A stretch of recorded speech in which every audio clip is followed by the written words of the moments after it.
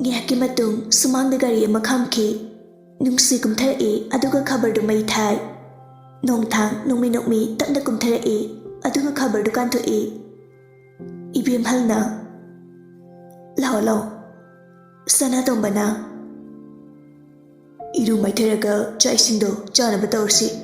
nangi maru khaidu sida oina lao hayuko ngasi ri chathu uranu asi haram naga chamki nongthang nongmi tumaklei nungsi wakhalda khainu dum nongmi tawli sibo ana bhen chile jalo atumaina di takhite daibo as gyan ga tajadida gyanam da tawsi nungsi khangbu khangi nongthang adumak leptuna lerami kaidorge changwadana aidi kanano mangai khini asi haiduna leithoktuna leikhi nungsi tapna yenglei matam kuina unaru traba miyu khara ngasidi lakani moi ngai khige nungsi ningamdana yenglei piranga loinana aduga tapna changki nongthang yam lemna makut animak pocket humduna lei nungsi tapna changaktuna namja ai taba amale hawe yumpauda chaluge aduga horena muglaki ai ma kari tabak none nangi dubo tanja duda thaba hoisi chang ammi mama naglak pe ampari ai yumpauda chaluge kuiroi asi haram naga chakki kanagi wasutadana mana thorakpada nongthang tung onthoktuna lepaga lerami hanne yenglamda kaplaga chenkhi matawduda nongthang nongmi tawrai mana kaplibadu magi maramgi mabu nungsibagi kapani khangbana magi thamoibu adugi matik penjai khamlubasu tawda tumina lepi nupa madi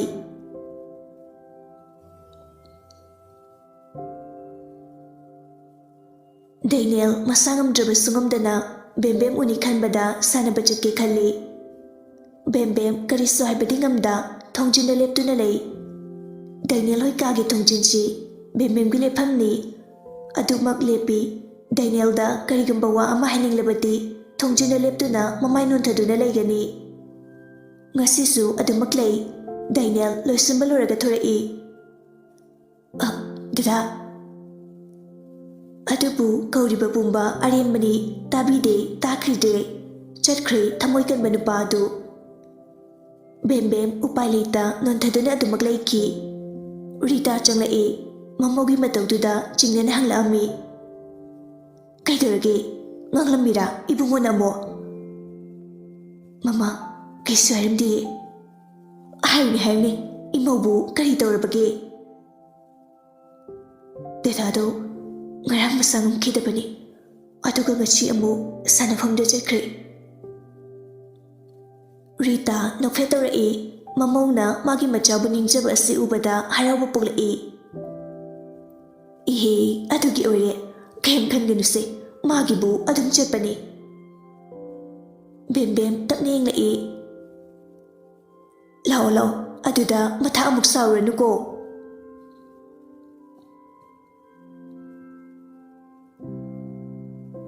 somdana nupadu thorembu hoida laktuna magi awaba pumba tami fattaba haukai fatraba maga tanaba wabu kari fol fangni fattaba talakpa tabani thorembana kanaru nupana kadaidagi nungsidaba nupi amabu kramna thamgane nangna soinade harbani chatkhinaba tawse Daniel ngakne yenglai kanade nupi ama koinaba tawse Daniel ngakna kiba Thoremba Daniel gi thabakti thinduna thamoi lemon oiduna sumleigadabagi saru nupi koirga nungaina leibasimu fuaba leitrabane bai madu kaya as nupa tho nangda punsigi leminagadaba nupibu pamdaba nupiga kramna leminagane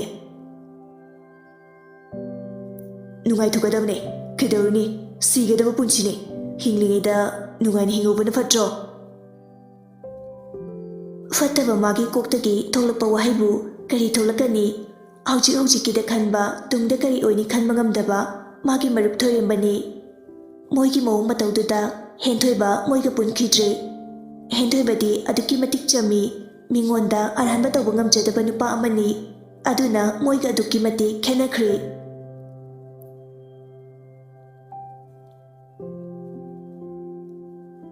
ꯕꯦꯝꯕꯦꯝ ꯆꯥꯛ ꯏꯁꯤꯡ ꯆꯥꯕ ꯂꯣꯏꯔꯒ ꯂꯨꯈꯥꯛ ꯆꯒꯨꯝ ꯂꯣꯏꯁꯤꯟꯗꯨꯅ ꯊꯕꯛ ꯄꯨꯝꯕ ꯂꯣꯏꯁꯤꯜꯂꯝꯂꯒ ꯀꯥꯗ ꯆꯪꯂꯛꯏ ꯗꯥꯏꯅꯦꯜꯅ ꯆꯥꯏꯔꯝꯕ ꯁꯣꯐꯥꯗꯣ ꯑꯃꯨꯛ ꯂꯣꯏꯁꯤꯜꯂꯤ ꯂꯣꯏꯔꯗꯨꯅ ꯇꯦꯔꯦꯁꯇ ꯊꯣꯛꯂꯛꯇꯨꯅ ꯂꯦꯞꯇꯨꯅ ꯂꯩ ꯗꯥꯏꯅꯦꯜ ꯀꯔꯤ ꯑꯣꯏꯔꯝꯅꯤ ꯈꯜꯂꯤ ꯃꯁꯥ ꯑꯗꯨꯛꯀꯤ ꯃꯇꯤꯛ ꯉꯝꯗ꯭ꯔꯒ ꯑꯃꯨꯛ ꯆꯠꯈꯤꯕꯁꯤ ꯃꯥꯕꯨ ꯎꯅꯤ ꯈꯟꯕꯒꯤꯅꯤ ꯍꯥꯏꯕ ꯃꯥꯁꯨ ꯈꯪꯗꯕ ꯅꯠꯇꯦ ꯑꯩꯕꯨ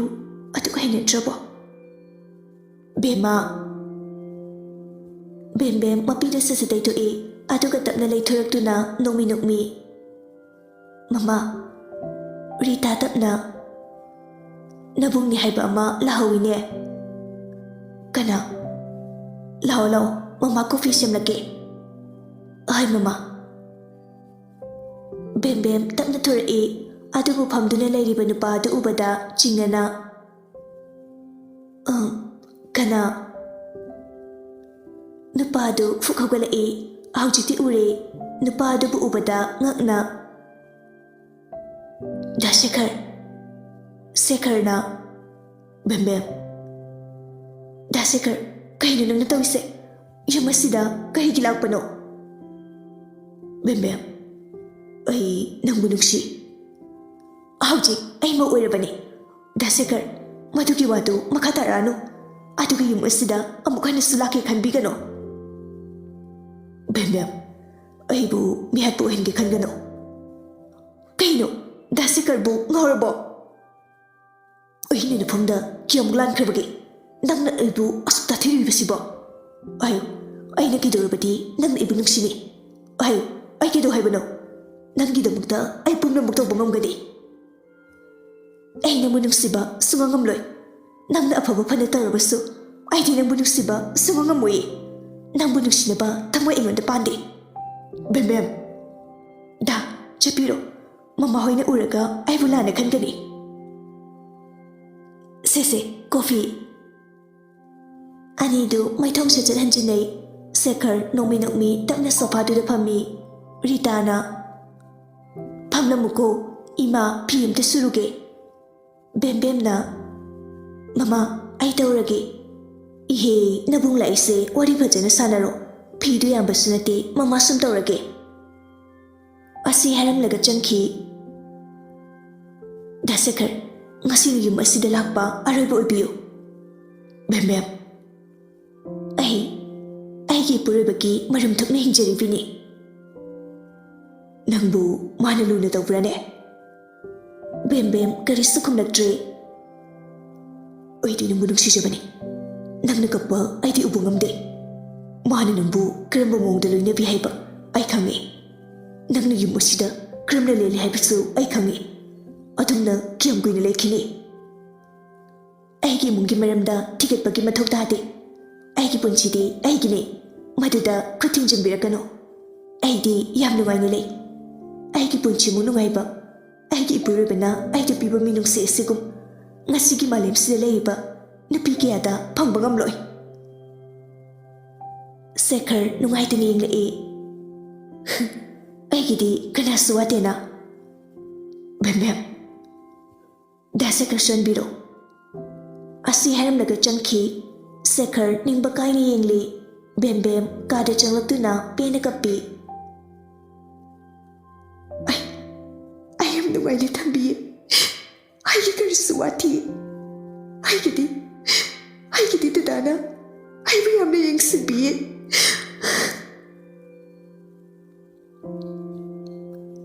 ꯁꯦꯈꯔ ꯎꯄꯥꯏ ꯂꯩꯇ ꯇꯞꯅ ꯊꯣꯛꯈꯤ ꯁꯣꯝꯗꯅ ꯃꯌꯥꯝ ꯆꯥꯛ ꯆꯥꯕꯗꯨ ꯅꯨꯡꯁꯤ ꯂꯥꯛꯈꯤꯗ꯭ꯔꯦ ꯊꯕꯛ ꯑꯃ ꯆꯠꯂꯤ ꯍꯥꯏꯗꯨꯅ ꯅꯣꯡꯊꯥꯡ ꯅꯨꯡꯉꯥꯏꯖꯔꯝꯗꯦ ꯑꯁꯨꯝꯅ ꯆꯥꯛ ꯏꯁꯤꯡ ꯆꯥꯅꯔꯕ ꯃꯇꯨꯡ ꯅꯨꯡꯊꯤꯜ ꯄꯨꯡ 4 ꯇꯥꯔꯛꯄ ꯑꯗꯨꯋꯥꯏꯗꯅꯤ ꯃꯔꯨꯞ ꯑꯅꯤꯗꯨ ꯂꯥꯛꯇꯨꯅ ꯋꯥꯔꯤ ꯇꯧꯔꯤ ꯅꯣꯡꯊꯥꯡꯅ ꯑꯩ ꯈꯪꯗꯦ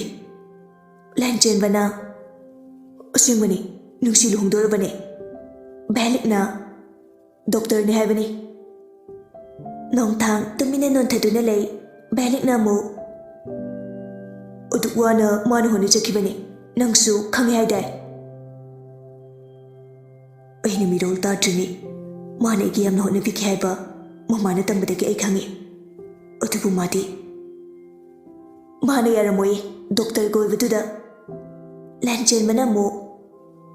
Yam kakibani mado Ngasisu Doktor luga chakibu hawe Nongthang na Osimbro Natradi kaino Ay buhay jawaradi Nang nupa to sida layri ko Nupa to kadaba matamda Thokdardi Auji tar lay singse Devda sarga Nongthang wakalay fit kalaga Ay maga Kaila bangam loy Kari dupay lay Nang na wahay faringay Madi long kidore Lanchen ba mo Nang na ihing doon na lay bataba Yaroy Asi haraga fukhagatli Belik na Ay di upay na hi Nongthang karisway da prab thoki Belik ka lanchen baga haifit inay Aduga prab tanara e Nongthang thoy da kol tawi Nongthang yam satiba mana Nungsigilay famaro Thoy ingagak na Keba Yam tunaro Natradi apawam to inaroy Nangna doktor nupa amada mabusinagi khalibado Oy thokloy